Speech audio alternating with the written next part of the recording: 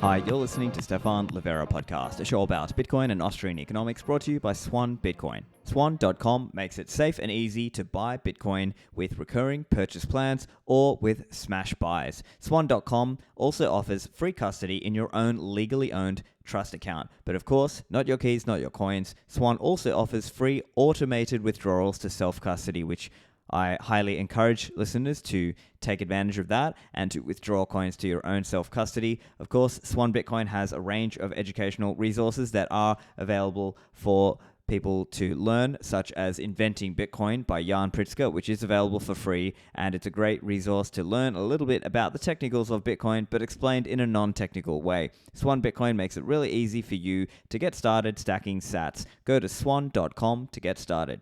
Are you still using a plain old block explorer? Bitcoin has grown beyond a single layer. It's a fully fledged multi-layer ecosystem, and mempool.space helps you explore and view that and visualize that with tools that allow you to see the mempool, the blockchain, and second layer networks like the Lightning Network. With mempool.space, there's no need to trust a third party. It's free and open source software. You can host it yourself with full node distributions like Umbrel, Raspberry Blitz, and more. If you're with an enterprise, mempool.space offers custom mempool instances with your company's branding, increased API limits, as well as increased access to the team for feature requests. Go and learn more at mempool.space/enterprise. For today's show, Christian Decker of Blockstream and Roy Sheinfeld of Breez rejoin me on the show to talk about what has improved about Lightning over time, as well as where they think things are going. And we talk about what they are building with Greenlight and Breez SDK. So for this episode, it is more into the technical details, but I think it is appropriate for developers and builders who are interested in building on Lightning. So with that said, on to the show. Christian and Roy, welcome back to the show. Love what you guys are doing. Hey, Stephan. Thanks for having us. Thank you, Stephan. Yeah, great. So we're going to talk a little bit about, the future vision of Lightning, and as well as, what you guys are working on with, obviously, Greenlight and Breez SDK. Yeah, I guess let's start with a little bit on, what we think the future of Lightning is going to look like. I know, Roy, you have written extensively about this, this idea of a peer-to-peer economy. So give us some of your updated thoughts. That's still your view, right? Nothing has changed much in the last couple of weeks. Actually, I'm even more bullish than ever on Lightning coming back from Prague.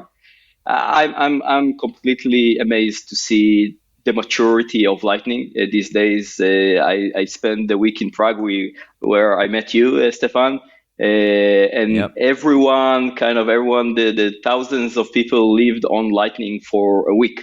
So if I compare Prague to previous conferences in Miami, or even back in 2019 when I first met Christian in Berlin, where nothing kind of worked, I was completely amazed to see the maturity of the technology, which also very much aligned to what I'm thinking, our thinking at the moment, which is Lightning has achieved a level of maturity in terms of technology, and it is ready to be taken to the next level. And the next level in our mind is to start integrating Lightning payments into more traditional mainstream use cases.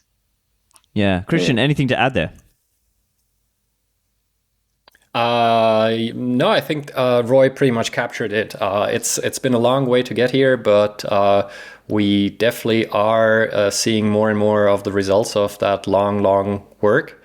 And I think we are just about to start onboarding more of the less technical users, and that's pretty exciting, because now it's not the conviction of the Bitcoiners keeping this going, but actually the usage of Lightning by real mortal users, and that's incredibly exciting. And as Roy mentioned, we finally have a performance and a success profile that is appealing to end users as well. So that has also been a lot of work in the background, but we finally get to a point where it becomes usable, and we can see a lot of experimentation by different users for different use cases and different uses. So it's an incredibly exciting time. So I guess on that topic, what would you say has improved over the, if we look back, like let's compare back to October 2019, the Lightning Conference in Berlin. What would you say are the big improvements that we've seen between then and now, June 2023? What would you say the biggest, improvements have been in how we use Lightning? I think there have been a lot of small changes over the time that are cumulative in nature and often not as visible to the end user as some of these huge features that we often talk about. But I think the ease of running a Lightning node have certainly increased, and the performance of the nodes themselves as well, as in time to success or time to finality for a payment and the rate of success for these payments. And that has been both a function of the technical development, but also of the evolution of the network itself. So it goes very much hand in hand, both aspects of that. Yeah. And Roy, from your perspective, what would you say the big improvements have been? It just works, right? That's what we all want to see. We want to go into the beer stand and pay for our beers in Lightning, and it works. And you don't need to wait. Just take a few seconds for you to purchase the beer. So that use case of buying stuff works much more reliably than it used to be in the past. Tons of work in the background to get where we are. But it's not perfect yet. Like there's still a lot room for improvement. I always say that Lightning is a liquidity network. So in terms of liquidity, the amount of liquidity that we see in the network, the amount of investment that we see in the network is much higher than the past, and more liquidity in the network creates more reliable payments, more users are using the network. So we definitely come a long way when it comes to robustness and maturity of the technology.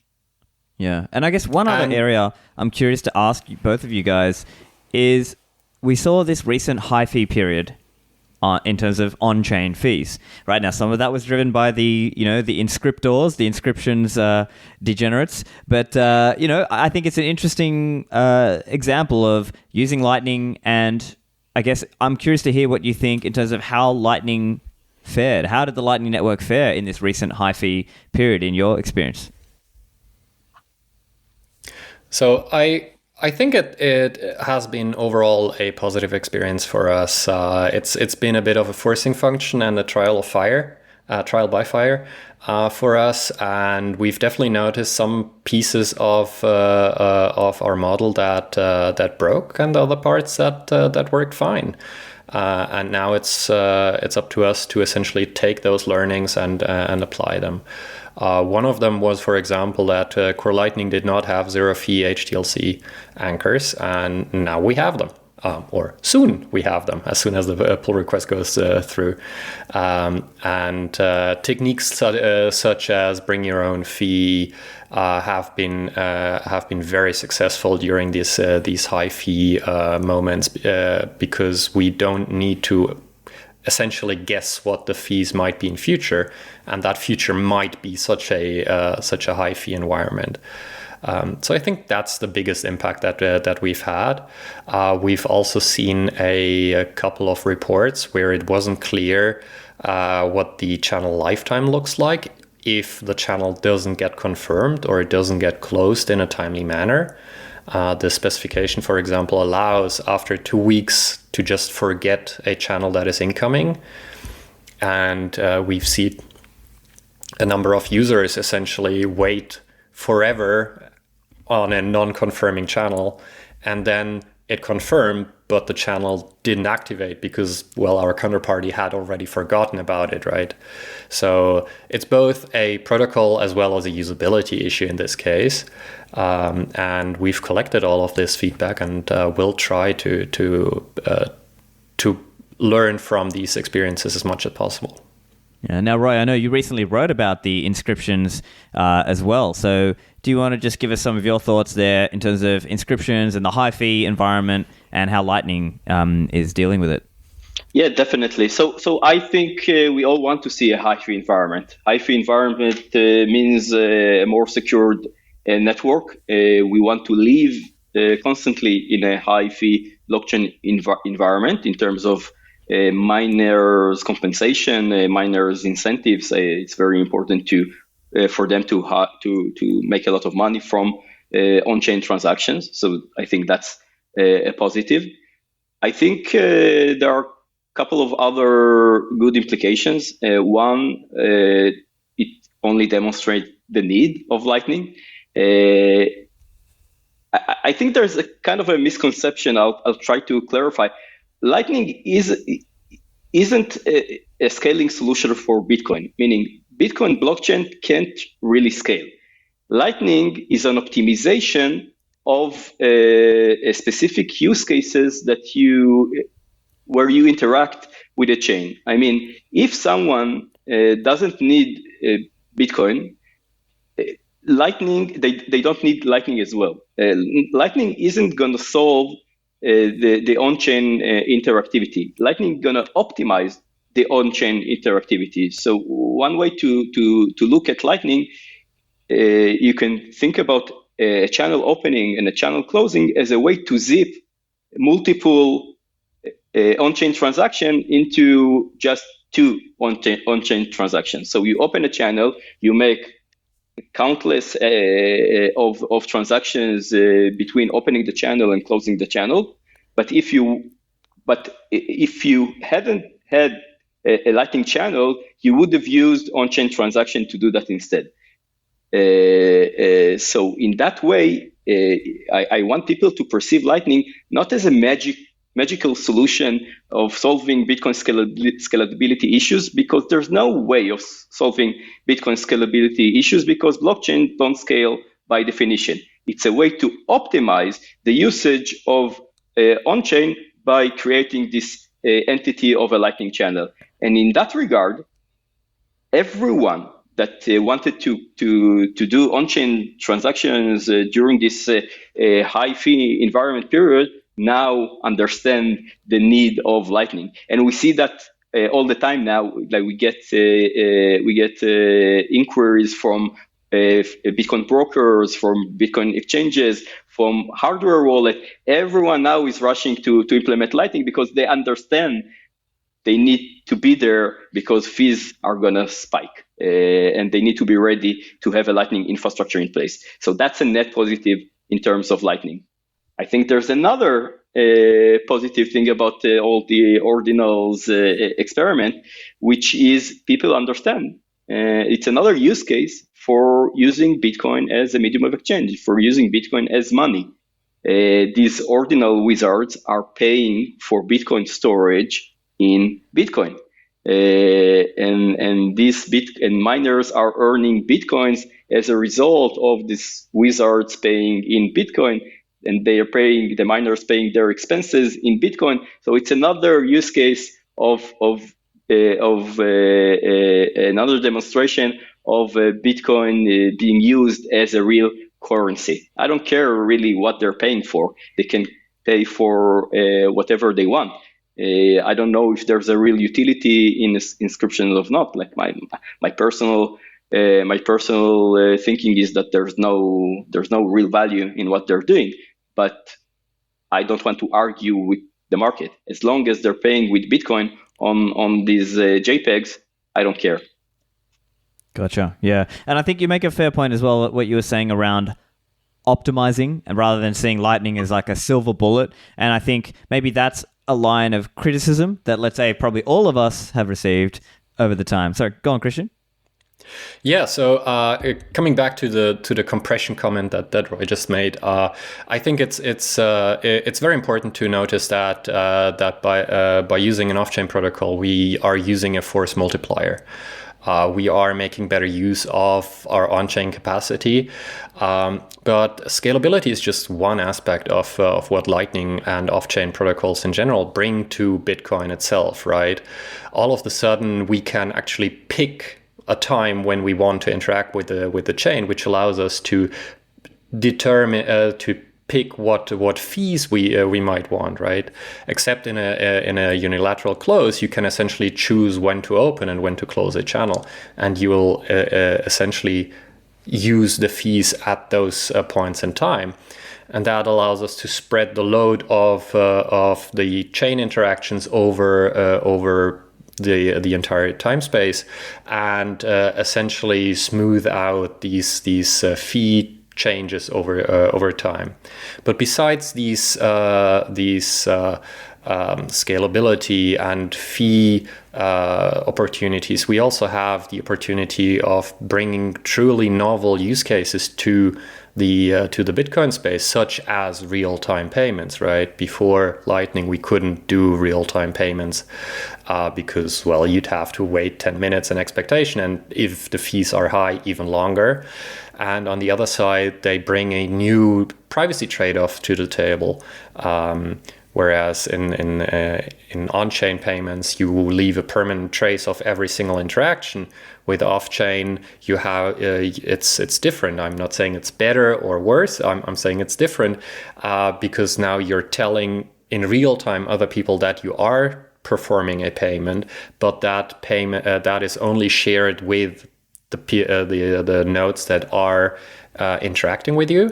And on the other side, that information is not stored in eternity on a blockchain, for example. So these are different facets of what Lightning brings to the table, and scalability is one of them. And I totally agree, it's not a silver bullet, but it can easily allow us to grow by 2 to 3 orders of magnitude over what raw Bitcoin might be. And beyond that, it gets interesting for researchers like me again to find sort of the next step to unlock. And we've seen quite a few of these developments lately. And yeah, I think we'll talk about some of them later on as well. Yeah, of course. And I think it's fair to say that Lightning, as you said, it allows us to choose the time that we go to chain, except for the unilateral close. So for example, when the fees are low, I can open my channels to you guys, and then we can do all these Lightning transactions. And of course, it sort of makes more sense for people who can ideally earn in Lightning. So then if you can earn in Lightning and then spend over Lightning, you can sort of stay off-chain longer, and it makes more sense. And so I think maybe that's also part of why it makes more sense if people are... It makes more sense that it makes sense that we will see more spending on Lightning once more people are earning on Lightning, I think. And so maybe we still haven't really built that flywheel out yet, and maybe it will, maybe it's coming. But that's kind of fundamentally one of the things that we're going to see. And I think the other point that's really interesting is that Lightning may have already taken a lot of load off the chain per se, right? Because there may already be, hundreds of thousands of transactions that would have otherwise hit the chain, that would have otherwise gone into a block, that would have otherwise caused higher fees, but no, they were kept off chain because all this podcast value for value or Nostra zapping or Bitrefill Lightning or other Lightning uses have not gone to chain. So in that sense, it's already helped at least a little bit, and potentially in the future, maybe it'll be even more. Yeah, I don't think that 21 sats zaps would have gone to the chain. So I think there are two use cases. One, that are transactions that, if not for Lightning, they would have gone and been executed in the chain. And there are use cases that are kind of new use cases that are Lightning-only use cases, real-time payments use cases around the value for value, around the podcasting, zaps, etc. Definitely, I don't think people are aware of the number of transactions that are executed in Lightning. I think we're at the range of tens of millions of transactions per month in Lightning right now. A significant amount of this volume would have gone to the chain if Lightning wouldn't exist, for sure. Another technical example of what Kristen said about like choosing when to hit the chain is our usage, or not just our usage, but the usage of zero confirmation channels.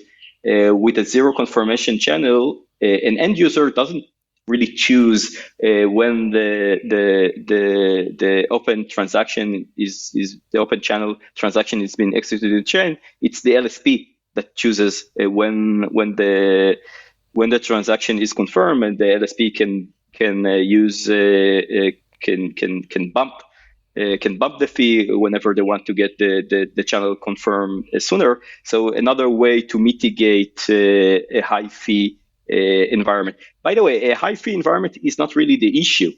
It's the volatility of the fees that are an issue for an LSP. It's not really like if the environment is consistently high, then it requires one mitigation strategy. If the fees are spiking all the time and it's a very volatile environment, that's more challenging. It's more tricky, to deal with for an LSP. Yeah. Okay, great. So look, let's talk a little bit about what you guys are building. I know, Christian, you're obviously very involved with Greenlight, which is a new service coming out from Blockstream. And I know we spoke about that even, I think, last time you were on the show, but obviously, I'm sure there's been a lot of development going on in the background since then. So do you want to just give us an overview? What is Greenlight? How's it going to work? Oh, absolutely. So we noticed at a certain point in time that the way that we were onboarding users into Bitcoin and Lightning specifically was essentially pretty much broken because we as a community have a tendency of erring on the safety side, which is definitely the way to go. But that can be off-putting to many, many users, which are being told, hey, here's a manual, read that.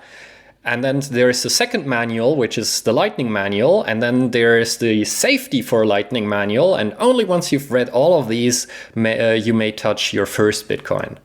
And the user might get halfway through the first manual and then give up because they for them learning Bitcoin and Lightning has been only work for now.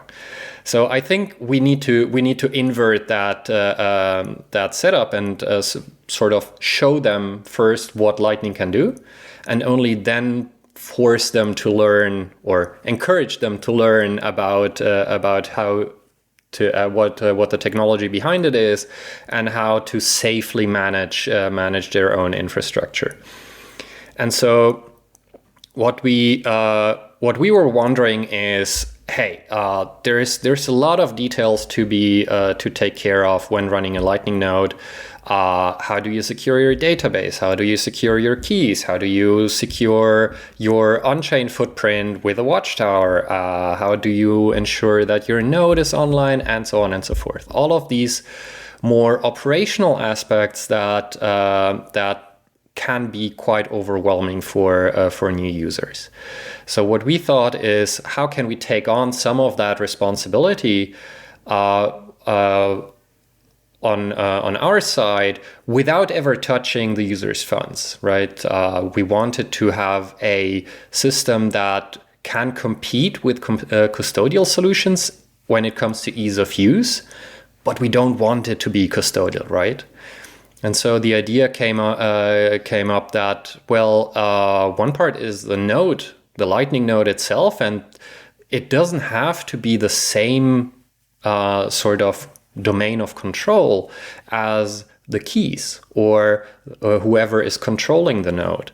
So what we did is we essentially split up the node. We said, okay, here we have on the one side we have clients and a signer that is self-contained, and that can be run by the user as easy as installing an app from an app store. And then there is the more complex operational aspects of actually running, setting up a node and running that node and making sure that we never do anything dangerous with it. Because remember, even doing backups for Lightning nodes is dangerous.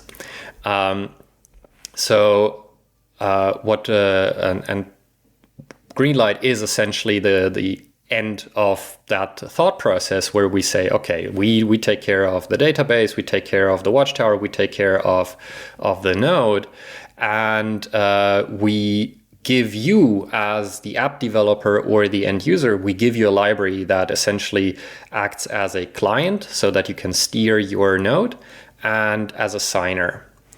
And this essentially means that we never touch the funds, but we can perform the infrastructure management that is off-putting to many users.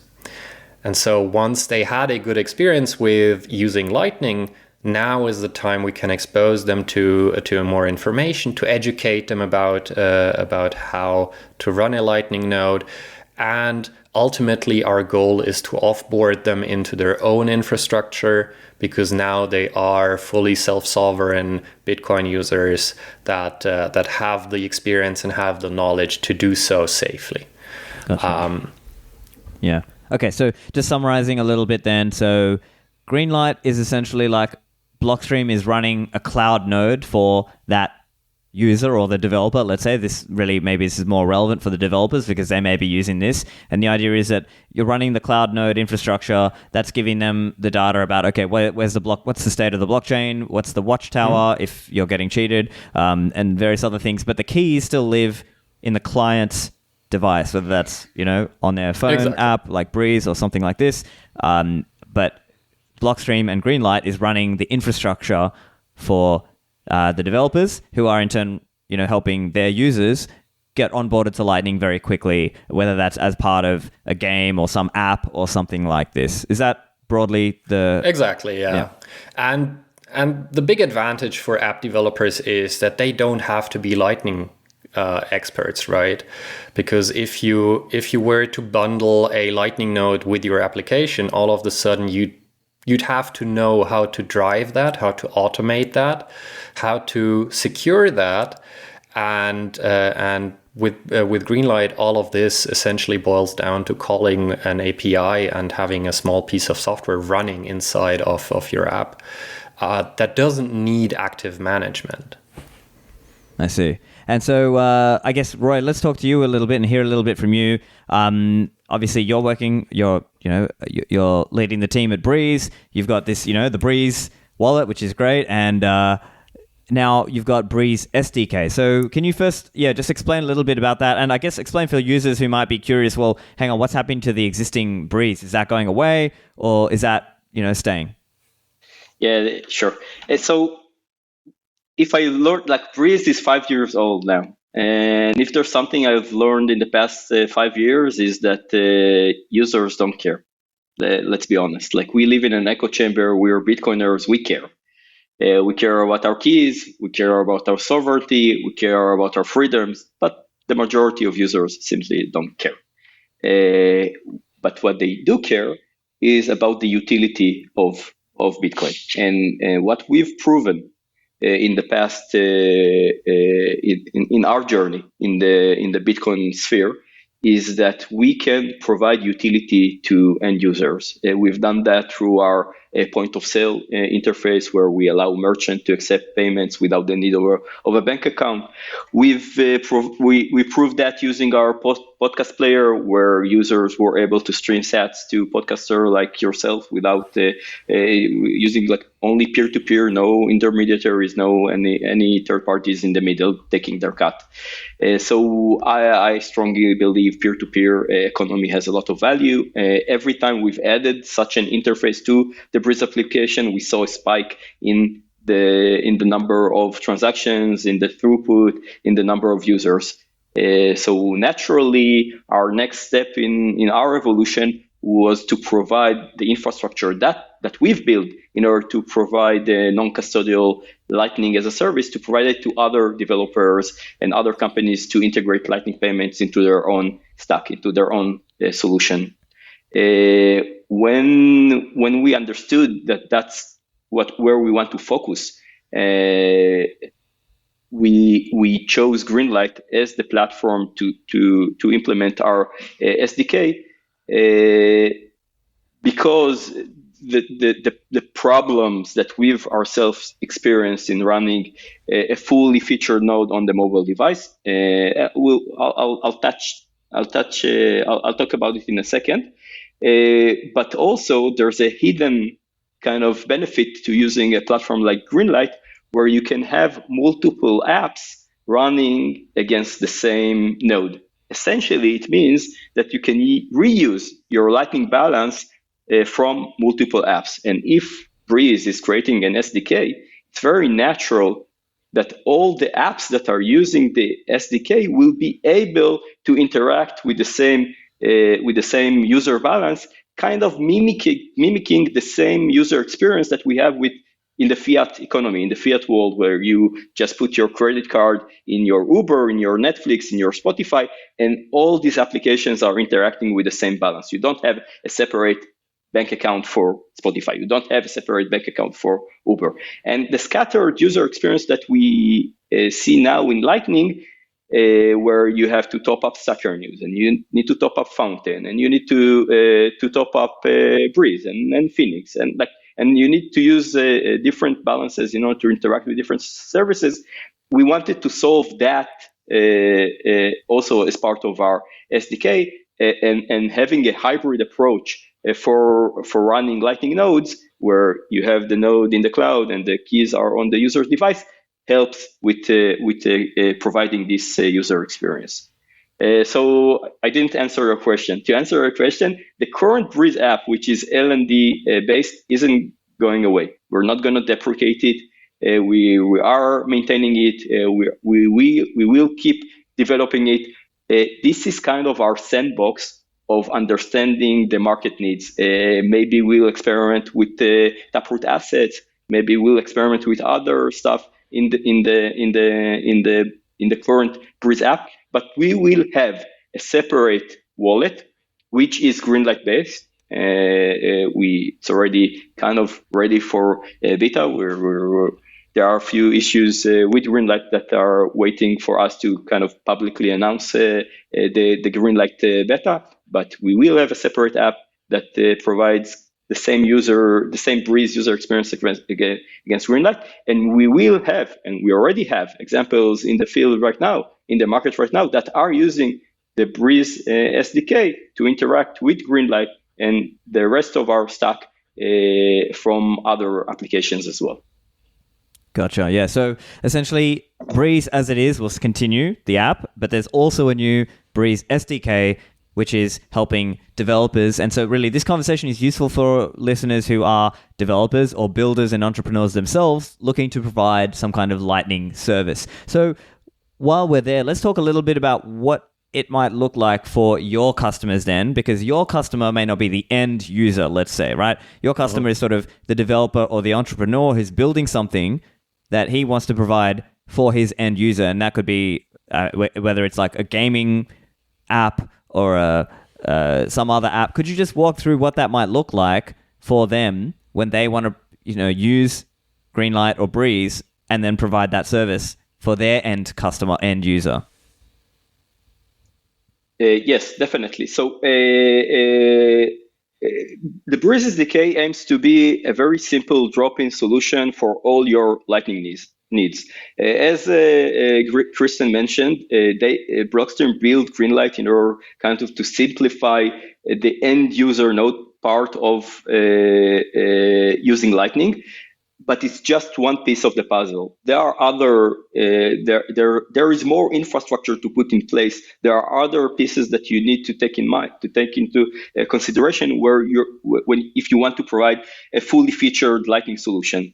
An end user node powered by Greenlight is one piece of the puzzle. Another piece of the puzzle is using an LSP. You need a liquidity provider in order to simplify. An LSP, just to recap, is the entity that magically connects end users to the Lightning Network, exactly like an ISP connects users to the internet. From a technical standpoint, opening channels for two end users nodes. So you need an LSP as part of your solution, and the Breez SDK encapsulates not only our LSP service, but it encapsulates an open LSP model where we allow developers either to use our LSP services or other LSP services. We're promoting an LSP standard with companies like C equals and Synonym. It also includes on-chain interoperability, meaning the ability to send and receive funds to an on-chain address and swapping them to off-chain balances. So either sending funds to an on-chain address and having these funds in your Lightning channels, or sending funds to an on-chain address via your Lightning balance. This is also a very key service that the SDK provides. And another service that we provide, we are partnering with third-party fiat on-ramps, off-ramps, in order kind of to bridge that gap from the fiat economy. So if you're a developer, a game developer, a social network developer, a wallet developer, a fintech developer, a crypto developer, and you want to integrate Lightning payments into your own solution, what we offer is a very simple API to send payment, receive payment, and you don't need to think about the underlying infrastructure and how everything works behind the scenes. It's really, really a breakthrough in the way that we interact with Lightning. I see. Yeah. So I guess I could summarize it then like it's, the most hardcore Lightning developer people might want to do their own stuff and roll their own. But really, if you're one layer out or two layers out and you are a developer, but you're not like a hardcore Bitcoin Lightning guy, or even if you are, but you just don't want to run it yourself, that's where maybe this is useful for you, right? I think it's useful for you even if you're a hardcore. Sorry, Christian. I think it's very useful for you even if you're a hardcore Lightning Bitcoin developers, because the Breez SDK is essentially open source code, a glue code that connects all the pieces of the puzzle. And if you want to rip and replace the pieces and kind of take control of one of the pieces, or even contribute to this glue code, you can. It's just an open source code that kind of connects all the pieces of the puzzle to a very streamlined API. So I think if you're a Bitcoin hardcore developer, you'll find a lot of value in this interface. I see. 30%. So it might be like an example, maybe an analogy might be you're a wallet developer who wants to use an existing library instead of writing your own. I guess maybe that's like a good analogy here, right? Yeah. Or an LSP, or a different swap service, or a different fiat on-ramp, or a different, not Greenlight, they want to host Greenlight themselves, or they want to use Voltage instead. You can do all this mix and matches in the context of the Breez SDK. Yeah. Christian, go on. Yeah. So coming back to the point that it might be interesting even for hardcore Bitcoin developers, you have to keep in mind that if you build on Breez SDK and transitively on Greenlight, you are actually building a non-custodial system yourself, right? If you are a Lightning expert and you want to build a Lightning app, you'd still have to somehow make sure that you can run the node in a non-custodial manner, because if you don't have that infrastructure, all of a sudden you're the custodian for all of your app users, which might be okay if you're the only user, but I would guess that that most app devs do not feel comfortable holding their users' keys, as are we. So what you get out of the box is essentially just when stripping away the additional services that Breez SDK provides, Greenlight underneath is essentially a Lightning node as a service. So what you get is an API that you can program against. You don't have custody of the funds of your app's users. The users have custody of the funds, because that's the only place where the keys are stored. So you're not entering that liability. And we have a number of additional features that make it much nicer for app developers to build on Greenlight. One of them, for example, is that we have a mechanism for transparently offboarding users. So while you might program your application against Greenlight, a user might later decide, hey, I want more power over the node, I want to have more control, or I'm curious, I want to see how this works under the hood. So they might offboard, but now all of the applications that you've essentially paired with that node would have to be reconfigure to point to the new node, right? You'd have to open a firewall port and so on and so forth. And we came up with a system where essentially every node has a static address that can be contacted independently of whether it's running on our infrastructure, a competitor, or at home at the user itself, right? So there are many of these nice usability features for app developers to make use of, hiding complexity and abstracting away from different issues that people might encounter, and allowing app developers to concentrate on their core idea instead of having to also start building infrastructure and start learning about Lightning and so on and so forth. Yeah. And so just want to go on, Roy. just want to mention one thing about the non-custodial aspect of this solution. It's not about ideology here. Well, maybe it is about ideology, but what we see with the conversation that we have with customers in the market today, non-custodial in the past few months is no longer a thing. It's very relevant in the current regulatory climate. There's a lot of pressure on financial institutions not to hold users' keys because of the latest developments in the regulation in the States and in the EU. Also, from a user experience standpoint, we see the implications of creating custodial solutions. So we see arbitrary jurisdictions are being excluded from custodial solutions. We see a lot of friction when it comes to KYC and AML requirements.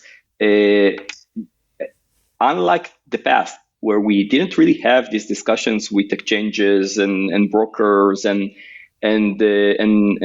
fintech solutions, I see a trend in the past couple of months where these institutions, these vendors come to us and ask for a non-custodial solution.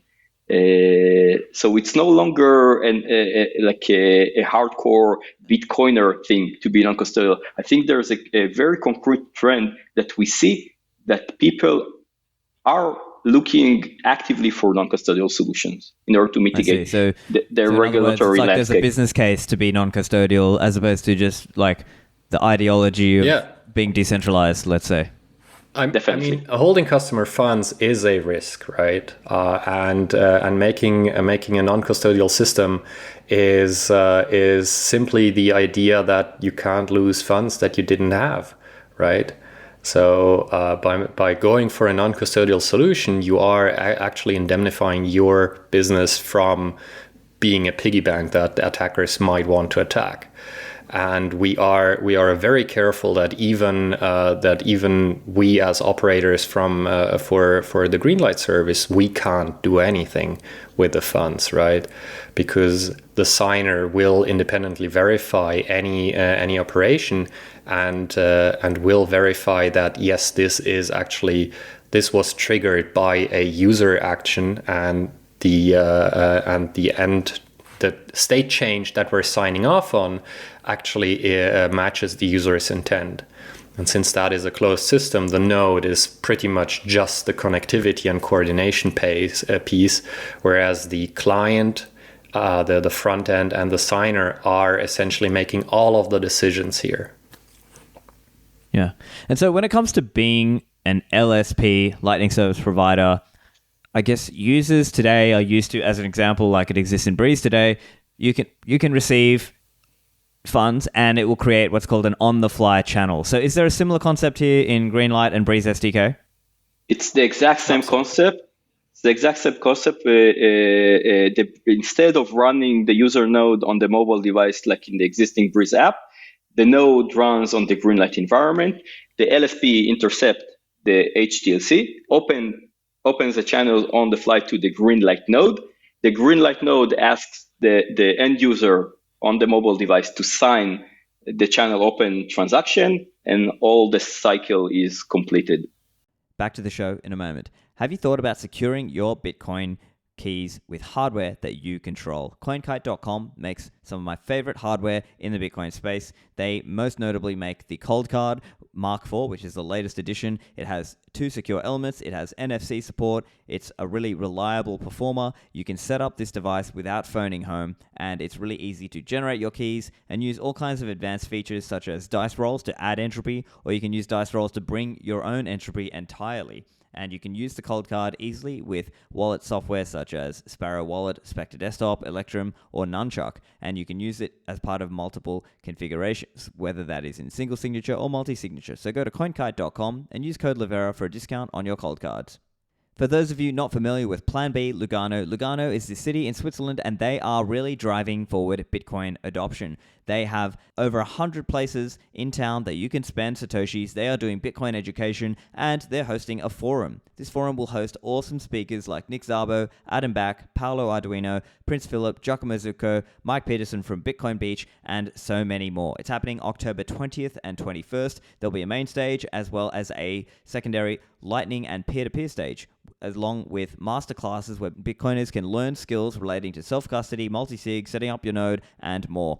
And as I mentioned, it's real in the sense that there are hundreds of places around town that you can really pay with Lightning. Cafes, restaurants, bars, clothes stores, McDonald's, barbershops, hairdressers, watch stores, and more. So go book your tickets over at planb.lugano.ch for the Plan B Forum on October 20th and 21st.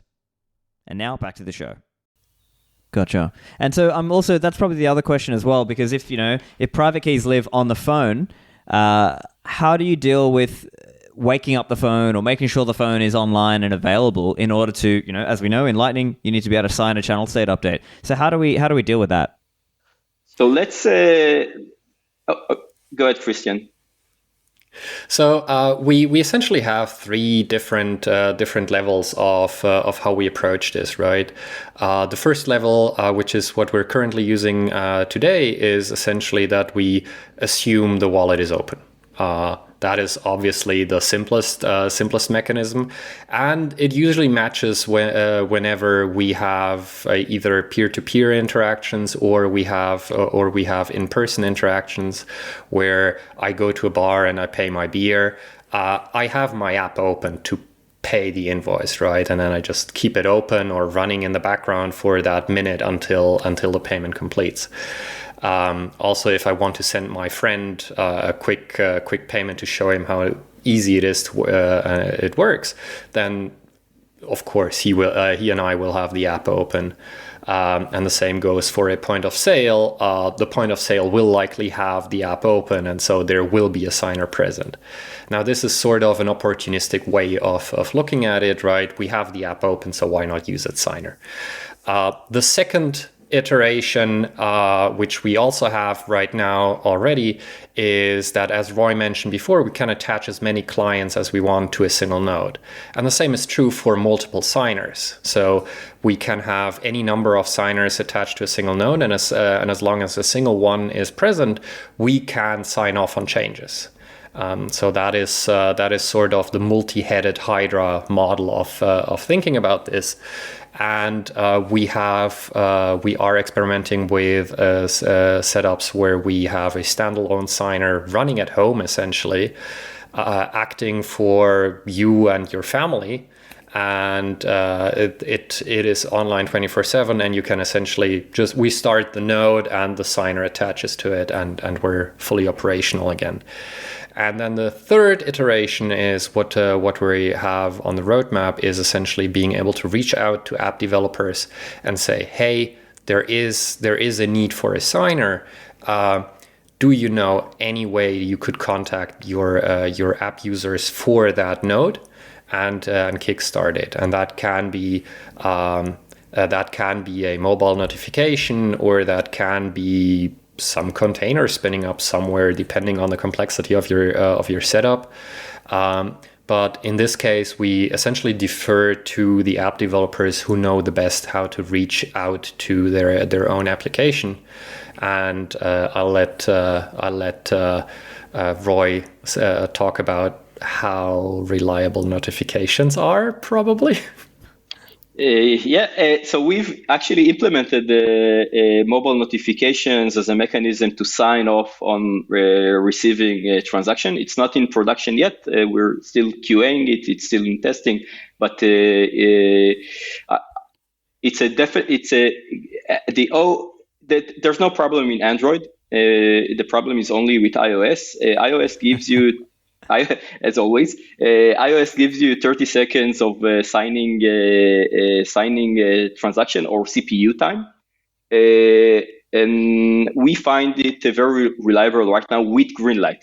So in our existing Breez app, we weren't really able to implement notification as a mechanism to implement offline receive because we used an LND node, and the startup time of the LND node combined with network reliability was very challenging when it came to kind of fulfilling the iOS CPU requirements.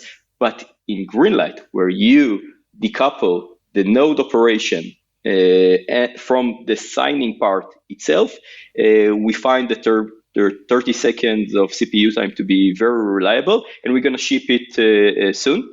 I don't like the fact that it's an out-of-bound solution for asynchronous payment or offline payments in Lightning. So I think we need to be self-sufficient in Lightning. That's why we're trying to promote a protocol that we call asynchronous payment that includes several bolts in order to implement asynchronous payments in the protocol level.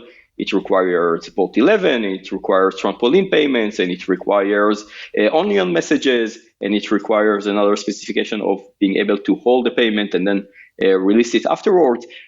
But I think there's a consensus, at least from 4 implementation, from 4 major implementation, 3 implementations are actively working on these specifications. So I'm very hopeful we'll see the ability to implement asynchronous payments in the Lightning protocol itself. And we won't have to wait a few years for it to happen. I think it will be matured towards the end of the year. So hopefully early 24 we'll see at least the first implementation of asynchronous payments in the Lightning protocol. Gotcha. Yeah, and I think I recall, Roy, I think we briefly spoke about that last time you were on the show, and I believe I also spoke a little bit about it with Matt Corallo recently with him also, where I think he has been talking about this idea for a while, and I know the LDK guys are also keen on this idea of asynchronous payments. So I guess sort of very high level, maybe I'm oversimplifying, but as I understand it, the idea is the LSP is helping the end user that, let's say, somebody kicks off this payment and then the LSP might hold it until they're ready to until that user comes back online and he's ready to now accept the payment. Is that roughly how it works? Yes, roughly yes. The problem with you can implement asynchronous payments very naively in Lightning right now using HODL invoice. You can hold the payment until the payer is back online, and then hold the payment again until the payee is back online. The problem is when you hold a payment, when you hold an HTLC in a channel, you lock the liquidity across the network. Yeah, exactly. So the kind of the secret sauce in the asynchronous payment mechanism is to hold the payment on the payer LSP side.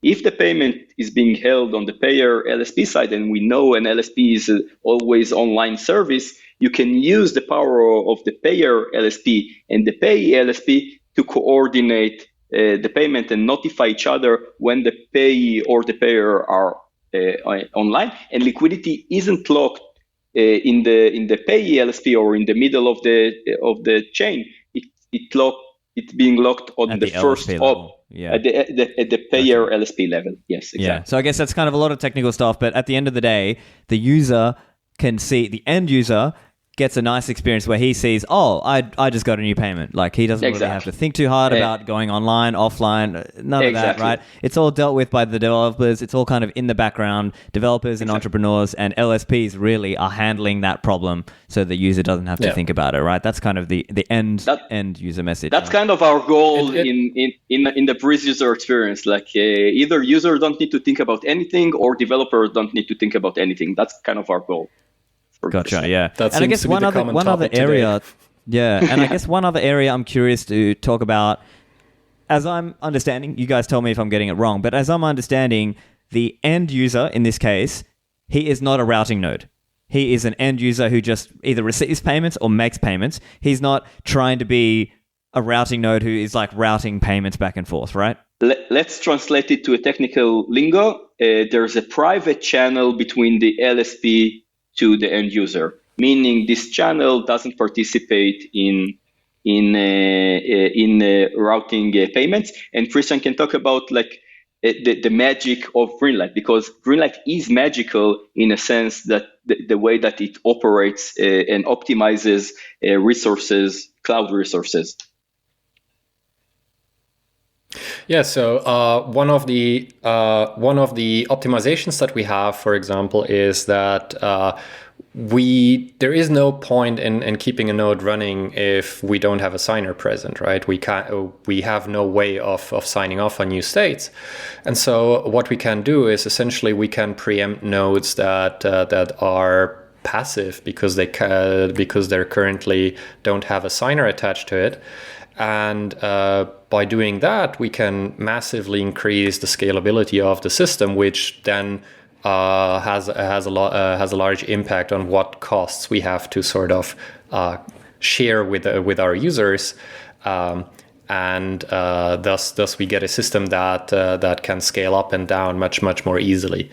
To do that, we also need to ensure that these nodes are there when the user needs them, right?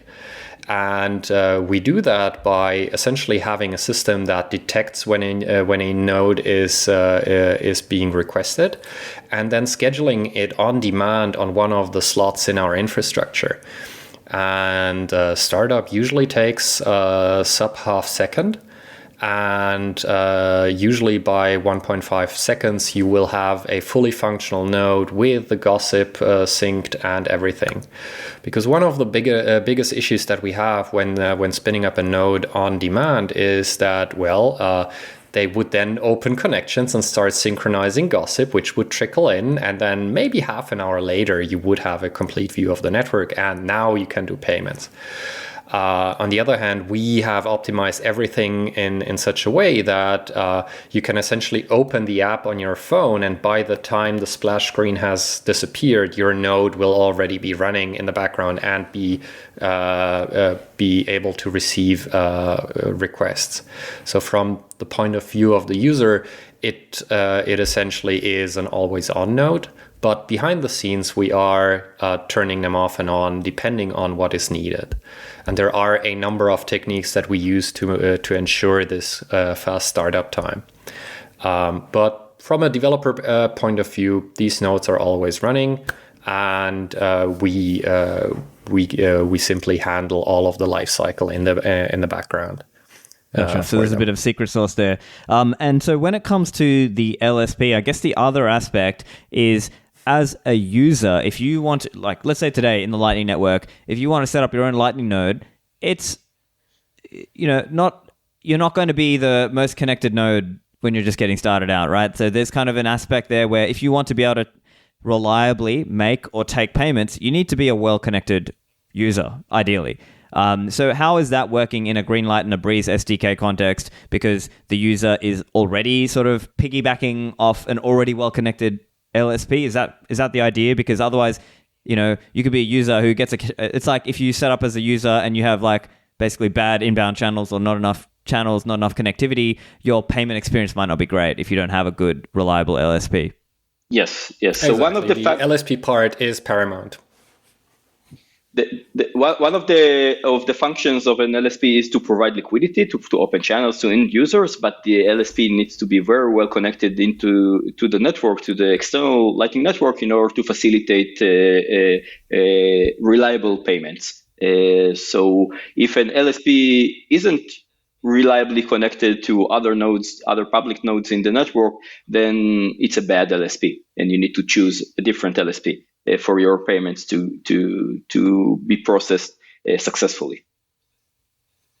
I see. And so just to be clear then, the LSP in this case, are we talking about Breez is acting as the LSP in this case? Or is Greenlight going to kind of let you pick different LSPs? Like, how does that work? So the Breez SDK, the way we've implemented in the Breez SDK, Greenlight is the end user node, Breez is the default LSP, but we're using an open protocol to allow you to use other LSPs, so you don't really have to use the Breez LSP. We hope that will provide a competitive, reliable service that user will choose to use. Developers will choose to use the Breez LSP, but you can pick and choose a different LSP. And even in the Breez LSP, we already offer you several options for other LSPs. But the LSP entity is separated for Greenlight. Greenlight in this topology represents the end user node, which is connected with a private channel to the LSP, and the LSP provides both liquidity to the end user node, but also connectivity to the external Lightning Network, if that makes sense. Exactly, Gotcha. yeah. On the Greenlight side, we are pretty much provider agnostic, though I personally have a preference for the Breez LSP, given its longevity and the operational experience that Breez has collected over the years. That's definitely it was really fortunate that we could collaborate with Breez. But from our point of view, what you as a developer or end user get is a stock core Lightning node, and everything that you could do with a core Lightning node, you can do with a Greenlight node, with I think 2 small exceptions. We don't yet have a clear plan on how to integrate plugins, as in user-provided plugins. And that's the only limitation. Gotcha. But we're working on that too. Yeah. And I guess while we're here, it might be interesting just to hear some discussion about core Lightning implementation as compared to others out there, because I know people are talking about, as an example, LDK with a rapid node, rapid graph sync, I think it's called. And, you know, LND, obviously, Roy, or you've already got LND in the current Breez. So how does core Lightning compare with some of the other implementations? Before Christian answers this question, I want kind of to demystify the term node, if that's okay. We need to talk about Lightning nodes in general in order kind of to have an intelligent discussion about the different trade-offs. There's always trade-offs, no matter what solution you choose. And just to give a mental model for a developer, for the listeners to understand the trade-offs, I think we need to kind of decompose the term node into multiple parts. And we can talk about each part separately, like what is the trade-off in terms of, I don't know, trust minimize or privacy or other implications. So I would break down, like, I think we're going also from a vision standpoint, I think the term node we're going to be used less and less in the context of Lightning. I think we're not, we already see a world that node doesn't provide all the function. It's not a monolithic environment where all your Lightning needs are being serviced in this entity that is called a node. So what is a Lightning node? Let's break it down into 4 parts, I would say.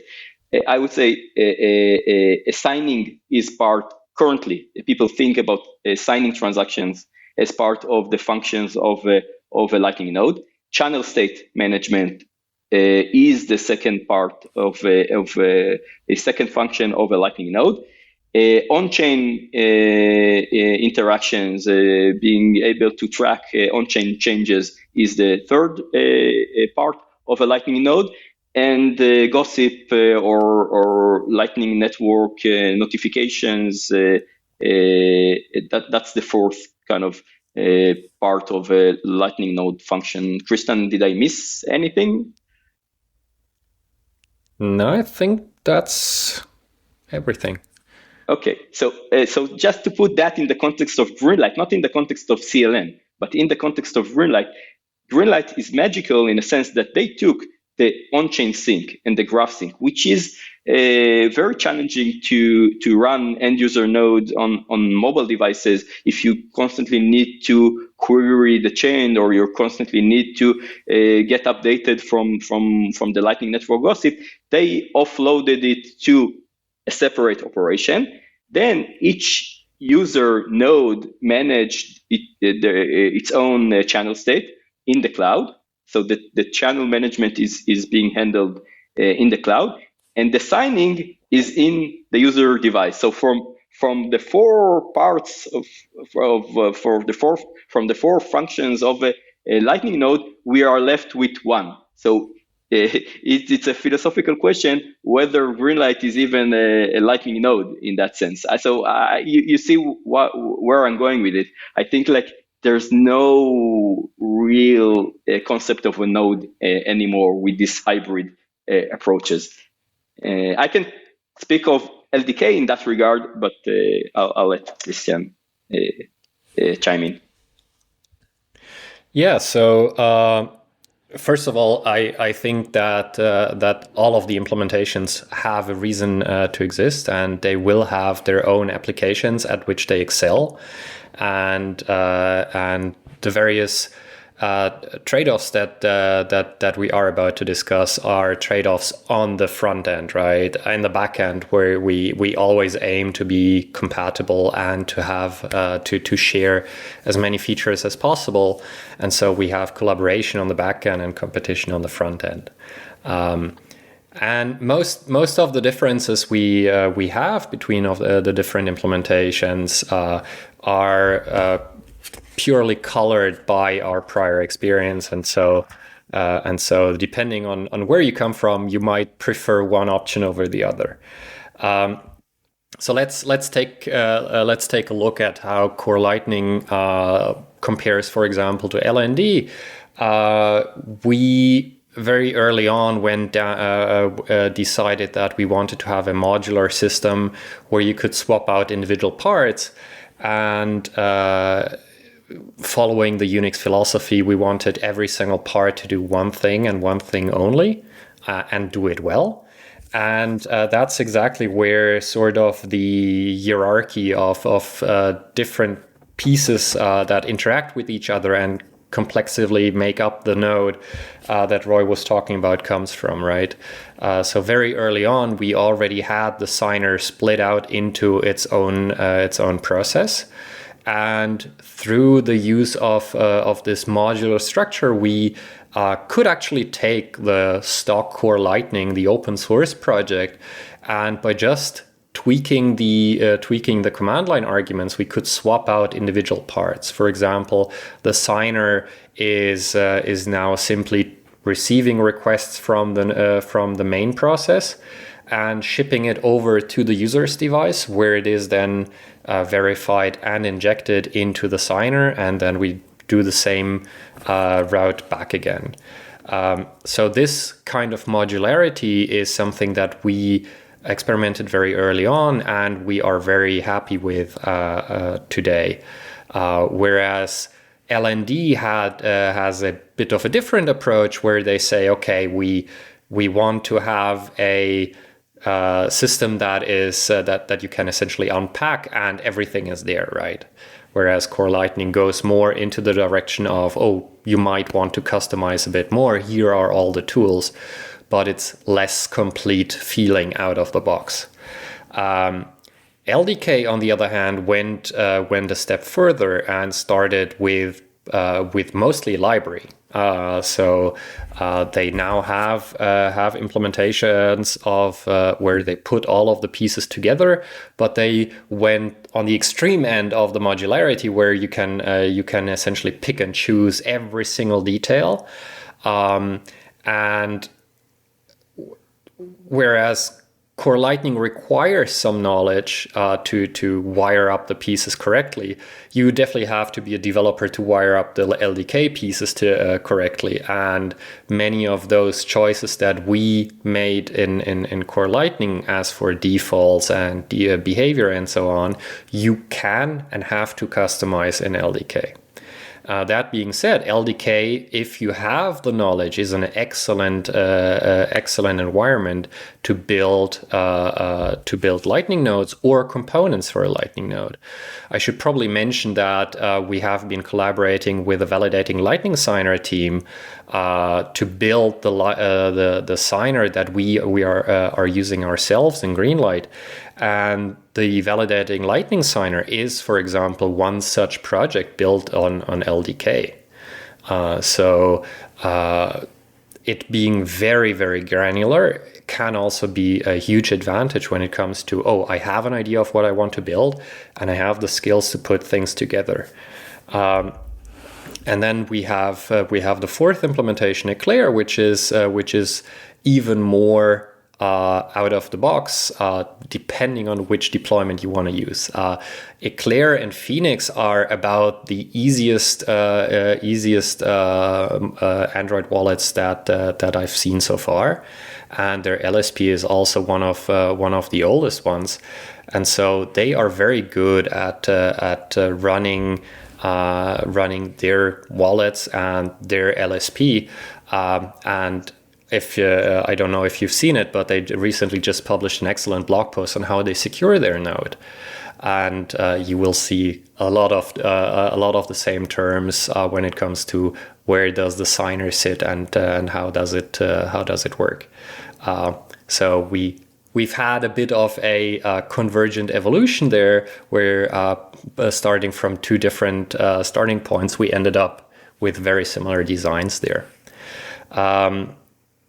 So yeah, that's pretty much the ecosystem here. Gotcha. Yeah, no, that's a great overview.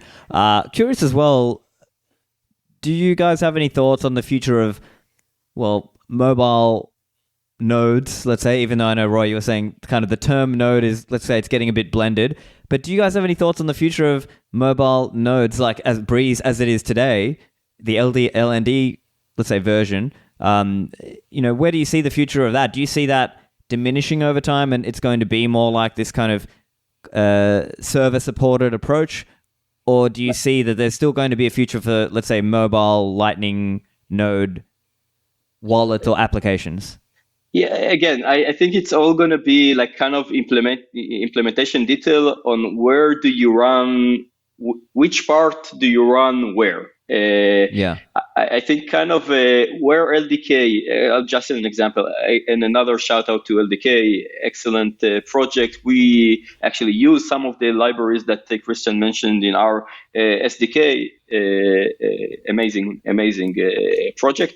LDK, for example, is has a mobile first approach, not a cloud first approach like Greenlight, but a mobile first approach. But behind the scenes, if you want to run an LDK node right now on a mobile device, what do you need to? You need to offload the on-chain sync and the gossip sync to external third-party services. So you're left with a signer and a channel state. And even when it comes to a channel state, they are planning to add VSS, which will be their component of cloud synchronization. So the channel state itself is going to be synchronized to the cloud. So I think the lines of where each component is running are already blurry, and it's going to be get even more blurry in the future.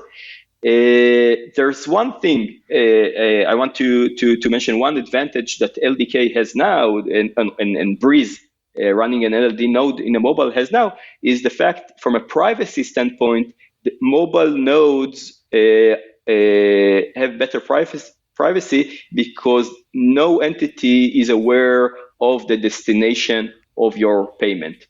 There is a feature in Greenlight, Christian can expand, called Oblivious Send that aims to mitigate this privacy implication. But currently, using a mobile node is better from a privacy standpoint because no one is aware of the destination of your payments. Yeah, Christian? Yes. So just jumping right to the privacy point, it is true that Greenlight nodes, while we do not have access to the funds, we do have access to the logs. And that is definitely a concern for us, and we want to minimize that as much as possible. As Roy mentioned, we are looking into a number of techniques to minimize the information that is even shared with the Lightning with the node running on our infrastructure. And Oblivious Send is one of these mechanisms. Trampoline is another one. So essentially what we try to do in Oblivious Send is, instead of sending the invoice to the server and the server then computing routes, then using those routes to build onions and then sending those onions forwards, we instead synchronize the gossip over to the Lightning to the user wallet running on their phone. The phone itself is then computing the routes and creating the onions, and then injecting those onions into the node running on their server. So all we see is essentially an encrypted blob of information. We don't know who the destination is. We don't know the exact amount being transferred. We don't know the description of what is going on. So that is essentially taking the payment process composed of a number of HTLCs and moving it over to the client side. And that's possible because the pay command in Core Lightning itself is doing the exact same, but as a plugin, for example. So we already have the capabilities of computing all of these pieces and injecting the onion into the node and hiding that information from the node itself. On the other hand, Trampoline is another mechanism that we could use, where we tell the node, hey, look, you want to tell Breez instead of us that who the destination is? Fine. Tell us to forward a single large HTLC to Breez containing the invoice, and then your online node or your LSP can take care of actually routing the payment to the destination. So these are various constructions where we can hide information from us, and we are looking into increasing the privacy that we can offer on Greenlight. On the flip side, though, having access to the logs can help us as Core Lightning developers to inform our decisions. And that is definitely one of our goals as well, to take some of the operational experiences we make and check if our assumptions we made while programming Core Lightning were correct. So we now have a closed feedback loop that allows us to optimize how we send payments, how we manage our gossip, and so on and so forth. Essentially getting a wider view, a wider sample of what is happening, and whether our changes have the intended effect once we deploy them. So it's a bit of a trade-off. But ultimately, we don't want that information, and that's also why we hope that as many users as possible will eventually offboard. Because let's not conflate having a node on a mobile phone with having a node on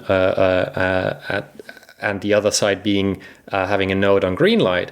But with Greenlight, once you offboard, you have complete control of your information as well. So the way I see it is that new users temporarily share some more information with us until they offboard.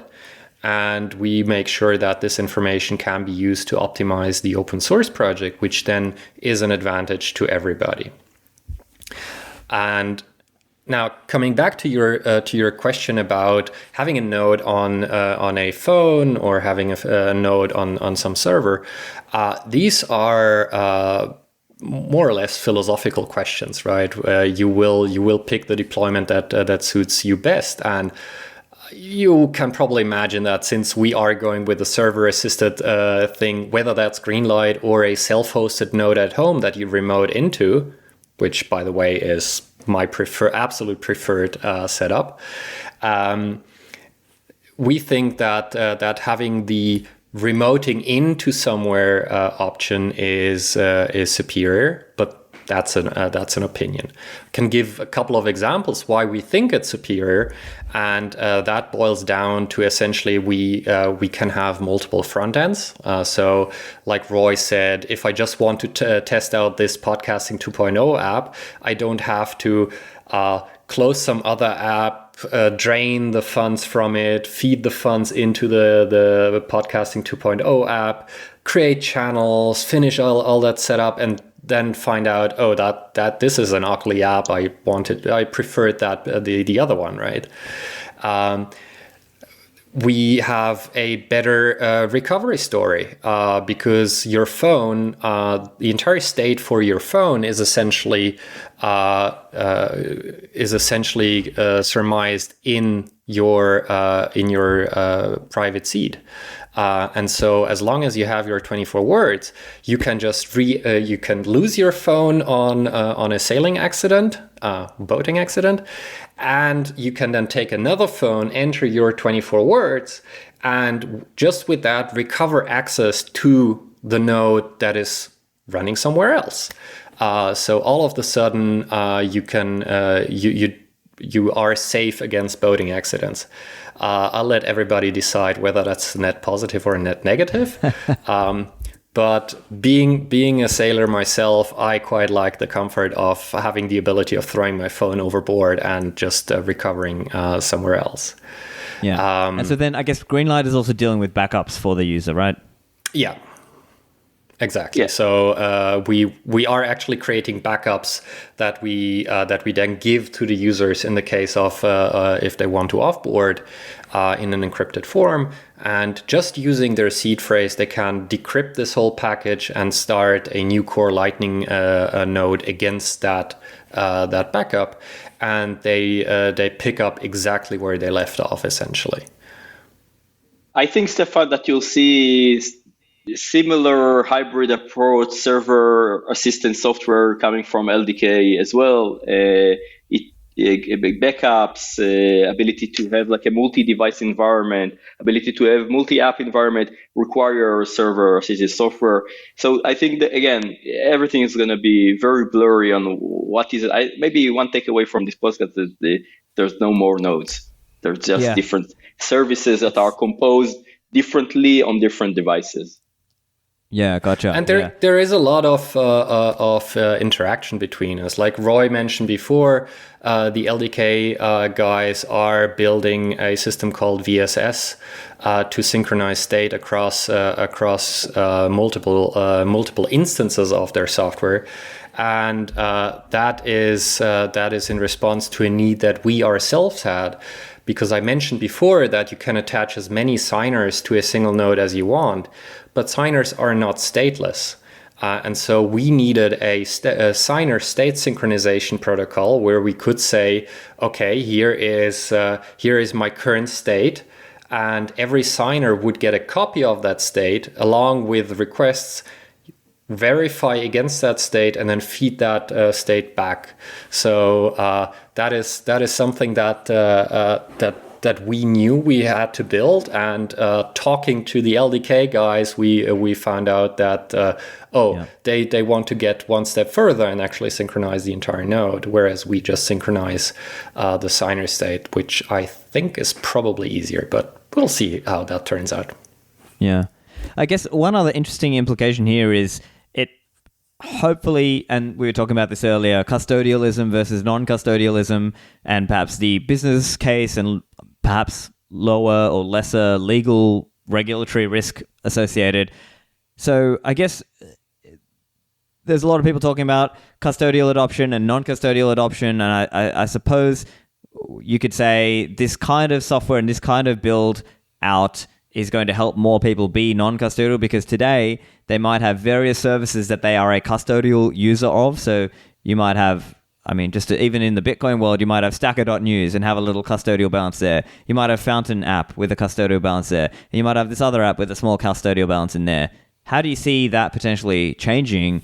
Do you see possibilities there that it could become more non-custodial? All that we're doing, both Christian with the Greenlight work and us at Breez with the Breez SDK work, is that there's no such thing as a custodial Lightning. Lightning is Bitcoin. Bitcoin is non-custodial. There, any other terminology, I think, is just smoke and mirrors. Everything is if you want to use Bitcoin as a medium of exchange, we need Lightning. The way to do Lightning is only non-custodial Lightning. And all the work that we're doing is to promote the usage of Lightning in the world. If you're not using Lightning in a non-custodial fashion, it means that you're not even using Bitcoin in a sense. So definitely the user experience that we can provide with the Breez SDK through the Greenlight infrastructure is superior to the user experience that we're providing right now with the Breez wallet, which is great. And what Phoenix are doing is great. And I think people will be surprised of the amount of transactions and the throughput that both these wallets are processing. And all the stats and all the FUD that exists right now in Twitter land is complete FUD. There's a lot of non-custodial usage of Lightning by end users, and I think our SDK and the work that Greenlight is doing, the work LDK are doing, will take Lightning to the next level, and you can already see example of that with the Mutiny wallet. I don't think we're far from a future where all the services will use better non-custodial infrastructure, and non-custodial Lightning will be like the first default solution in implementing end user products. I think we're very close to that future. Yeah. So I'm curious, just Absolutely. on that then, do you think there are thresholds above which you need to be for it to make sense for you to be self-custodial? Because let's say we move into a higher fee environment. In this recent spike, we saw at one point, the fee to get into the next block in fiat terms was, well, I think it was like 500 sats per VByte, or around $50. Do you think that there's certain thresholds that, let's say there's another bull run, let's say the price goes up and the block space market gets more congested. Do you think there are certain thresholds above which it's difficult to be self-custodial, or to There's always a price that makes sense. That's what if you have conjunction in the mempool, and if there's a lot of demand for on-chain transaction, it only infers more demand for Lightning. So it's better to open a channel, no matter what. Like, let's say it's a. That's why I said before, like the challenge is a volatile fee environment, not a high fee environment, because in a consistent high fee environment, it always makes sense to open a Lightning channel.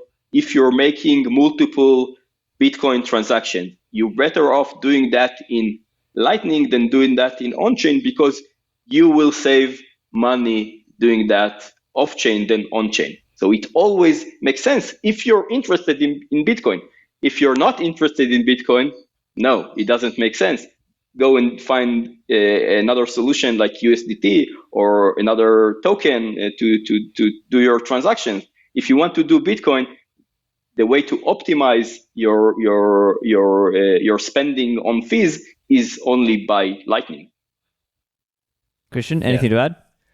So I just wanted to go back to the custodial versus non-custodial thing, and add maybe one facet, namely that we as a Bitcoin community have a tendency of blaming or shaming the user choosing a custodial solution over a non-custodial solution. But we also have to see that custodial options often are easier to use because, well, they don't have all of that complexity behind it. And with Greenlight, one of the goals was essentially to see how far can we push the non-custodial nature, because I want to have a system that is as easy as it can be, but not easier. And being a Bitcoiner, I definitely do not feel comfortable holding on to user funds. So having a custodial option is something that I would never be comfortable with. But I have to be fine with users potentially choosing a custodial option that might be easier to use. I should take that not as a negative for the users, but I should take that as my lack of usability that we have to improve. And so hopefully we can get closer and compete with custodial solutions for their users, such that it was just easier to use isn't a valid excuse anymore. Because the only thing we can do as sort of providers of a service is to make sure that these users are aware of the trade-offs that they are taking. And if a user prefers to work on their day job and pick a custodial solution with whom they might have a contractual obligation, that should be fine. But we always, I wanted to make a system that is non-custodial, and it is up to us to compete with custodians and not shout at the users that didn't know better. I see. Yeah. And I think one interesting area that people talk about is things like Lightning address, right? Which I'm sure you guys are both familiar with. And earlier we were talking about asynchronous payments. So I guess that's part of the answer, and maybe Bolt 12 is perhaps part of the answer that the non-custodial... That's part of asynchronous payment that will allow us to support Lightning addresses as well. Yeah. The main challenge in supporting Lightning addresses in a non-custodial environment is the ability to receive offline. There are other dependencies on running an HTTP server that can be mitigated or externalized better, conveying the trade-offs to end users. But let's put it aside. The reason that Breez, for example, the Breez app currently doesn't support Lightning addresses is because we don't have a reliable way to send users funds when they're offline, and that is the primary use case of a Lightning address. Once we'll have a good infrastructure in place, whether it's through mobile notification in the Greenlight environment or via the protocol changes that are expected and implementing asynchronous payments, we will implement Lightning addresses in a non-custodial fashion. Yeah, got it. And so just turning to Lightning Protocol stuff more generally and more broadly, curious to hear what you guys are most excited about, what things you most would like to see come to the protocol. All of the above. We mentioned asynchronous payments. I think there's an area of the exploration and research and discussion that is going on right now around stackless payments or channel jamming that I think is very important for Lightning. So I would say stackless payments is important. Asynchronous payments, for me, it's a top priority. And I think improving payment reliability is something that is constantly being researched and being improved. Shout out to L&D on the work that they're doing on routing algorithms. I think there's more room for improvements on the reliability of routing.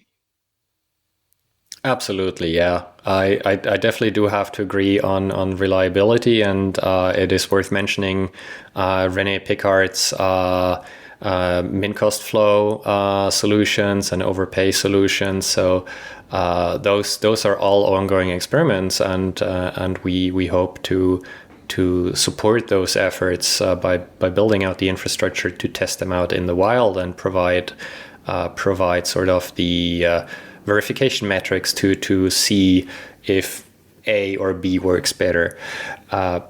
Besides those, of course, I do have my oldies, splicing and L2 or LN symmetry, as it's now called, and both of these are progressing nicely, and so hopefully we will have them soon, making it easier to manage your channel funds with splicing.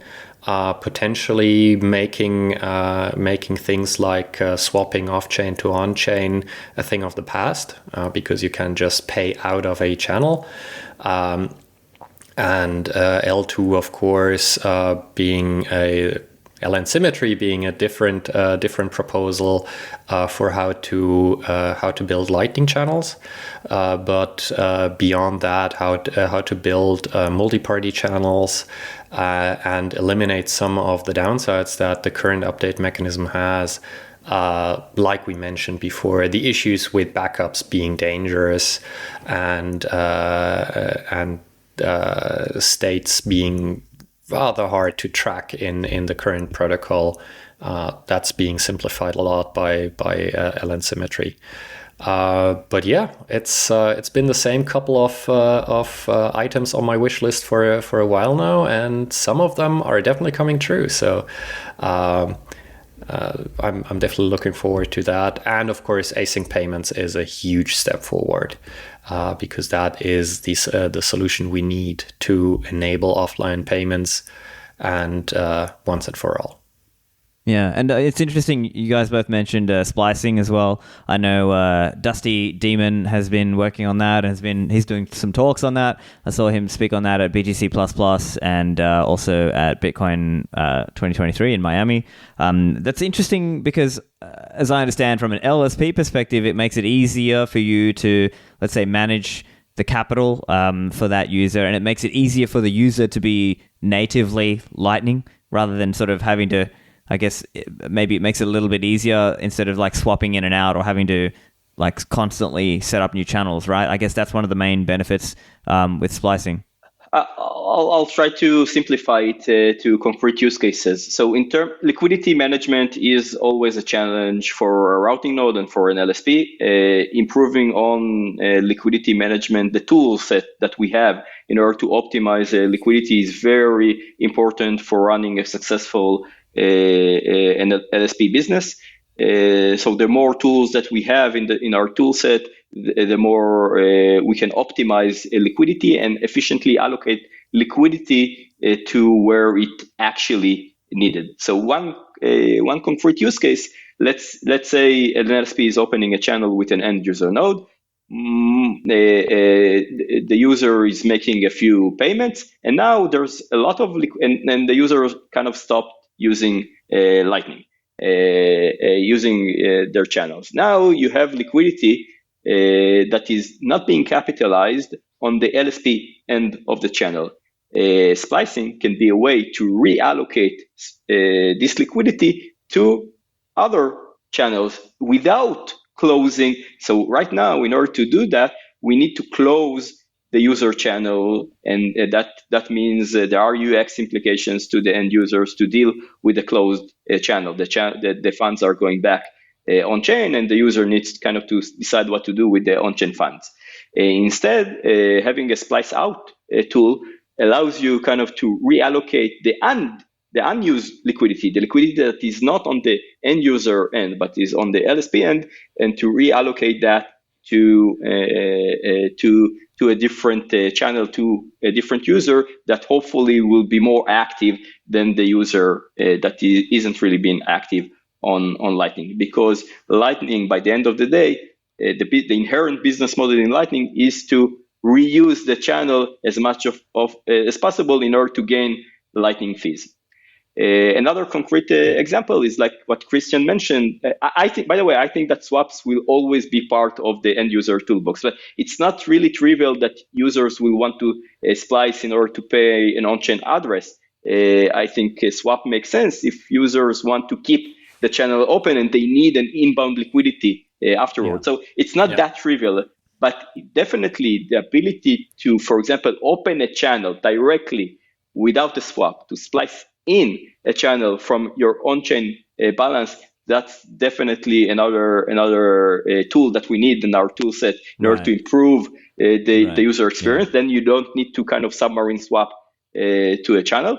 And even offering a tool to drain all the funds from existing channels or to send without a reverse submarine swap is another tool. So splicing, super important. By the way, just maybe haven't mentioned it. Liquidity management is still ongoing topics. There are suggestions of doing negative fees. There are suggestions of adding inbound fees on top of outgoing fees. So I think we'll see more improvements on liquidity allocations in general. Yeah. So I guess bottom line, having more tools in the toolbox for the LSP and for the wallet providers as well, it might help them lower their own costs of being an LSP, which in turn maybe some of that can be passed on to savings for the end user, because maybe today he's paying a certain fee rate because the LSP doesn't have the right tool set that they need. So you could sort of argue longer term, right? Maybe not straight away, but longer term, you're going to see a competitive dynamic between the LSPs, and maybe that can bring the fees down a little bit. Definitely. On the margin, let's say. It's not going to be... Definitely. Totally, and it's not about covering the cost. LSP is going to be a very lucrative business. It's about making money. It's about generating revenue. The revenue is being generated by augmenting the traffic in the Lightning Network. I like this defensive behavior we have in Lightning, like to save costs. We don't need to be defensive about it's not about saving, it's about earning. We need the right incentives to be in place. Everyone needs to make money. We want to augment the Lightning traffic in order to make more money. And in return, I'm a believer in a free market. This will, in return, will lower the cost for end users because we'll have a competitive environment where different LSPs are competing for end users. Yes. Yeah, gotcha. Yeah, very much an alignment of incentives here. Yeah. And so I guess, Christian, from your perspective, you mentioned a little bit about LN symmetry, some of the benefits there. And so I guess, do you have any, updated thoughts, or is it, more of the same, that basically you'd like to see something like anyprev out, or perhaps check template verify or something like that, and I guess to give the benefits that could come with having L2 or LN symmetry, because then, we could have benefits in terms of backups and potentially in the future this multi-party channel idea. Yeah, so I think our last discussion about L2 is pretty much still up to date. We need something like APO or check template verify plus check sig from stack to have the pieces to build out this mechanism. Sadly, check template verify alone does not suffice, which is something that many got wrong initially, and me too, by the way. So sadly, we need check sig from stack if we get check template verify. But both of these proposals are very much aligned. And both of these not only enable L2, but also, as far as I'm being told, ARC by Barak. Or an improved version of ARC. And so I think that sooner or later we will get them. In the meantime, Greg, with whom you've spoken recently, I think, is working on a proof of concept built on top of Liquid, Elements and Liquid, of course, and it is looking quite nicely. And all of the details that he uncovered, and all of the sort of small hurdles that we didn't see during the design of L2 from my 10,000 feet bird's eye view of the problem, those are definitely huge wins that we can reuse once we get APO or CTV. So I'm optimistic that we'll get them, and we'll have the knowledge on how to build this stack out at the time we get them. They've been stewing in the background, which I think is the way to go with Bitcoin. It might not be the quickest way to get new features, but it is the safest way. So the longer we let it stew, the better we have an idea of what alternatives are there, how could we improve each individual of a proposal, and which of these proposals do maximize the usability and minimize the risk that we introduce into Bitcoin by going down that road. And so I'm quite happy with the state it is in right now. There has been a lot of experimentation, and it's looking quite good. Nevertheless, we still don't have APO and CTV, but we'll get it. Yeah. Yeah, let's hope so. So I think it's also interesting. It'll be, there'll be time for people to, let's say, prove it out, like Greg is trying to do with Elements and Liquid, and that will sort of prove it out for people that, okay, there's commercial demand for it, it's safe, etc. There's, and there'll be more work there, I'm sure. So I guess let's wrap it up there. So I guess we've spoken about a lot of stuff, but I guess if I were to summarize some of the key ideas, essentially, Lightning helps us optimize our use of the chain. Greenlight is essentially a service from Blockstream where they can help you run a node for you, although the term node is getting a bit confusing nowadays, as you mentioned, Roy. And so the idea is Greenlight helps the builders out there, developers, entrepreneurs. If you want to build a Lightning service, you can use Greenlight as your cloud node, but the user still holds his own keys on his phone or elsewhere. And then Breez SDK is kind of like a packaged Greenlight that makes it easy for people who want to just kind of not think so much about the Lightning stuff and just focus on their competence and what they're building. So I guess that's kind of my very high-level understanding. Any other things you want to mention as we finish up? Just to reiterate on the fact that I think it's time to build on Bitcoin. I'm stealing kind of Jones Barry terminology here. Let's start and build on Bitcoin. I think the tools that are provided right now with Greenlight, with LDK, and with the Breez SDK are very makes it very easy for non-Lightning expert to integrate Lightning payments into their own stack. I'm very bullish about Lightning. I see the maturity in the ecosystem. I see the traction that we get and the leads that we get from audience that just getting exposed to Bitcoin and Lightning and they want to integrate Lightning payments into their own solutions. Now is the time. There's no need to wait. So go and experiment. You can reach out to me in any medium to kind of get you going with the stack. But like now is the time. Christian? Yeah, couldn't have said it better. We all build on Bitcoin.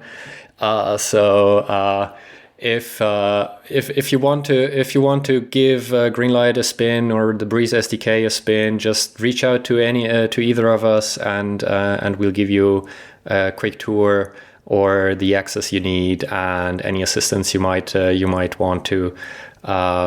It's been incredibly exciting. As Roy says, we've seen a lot of different use cases suddenly pop up that we weren't aware of. As Rusty Russell always says, we are the engineers building something in our small cubicle, but the people actually doing the innovation, actually building the interesting user visible things are the ones that are inventing these new experiences. And so we are always surprised when something new and innovative comes our way. So keep the surprises coming. And we haven't seen nothing yet. Meaning, currently, the way that the ecosystem is the state of the ecosystem is that the existing solutions in Lightning kind of trying to mimic the existing fiat solutions. I think the power of the innovation of a programmable, permissionless, accessible money, we haven't really seen the user experience and the transformation it can have in the way that humans interact with value in general. So I think there's a lot that we can do, and the future is like I'm excited to see what comes next. Excellent. Well, yeah, look, I think we've spoken about a lot of stuff in depth, and hopefully listeners have taken some value out of that, and they're ready to get out there and build something or help promote Bitcoin and Lightning out there. All the links will be in the show notes, so I'll put the links there. And Christian and Roy, thank you for joining me today.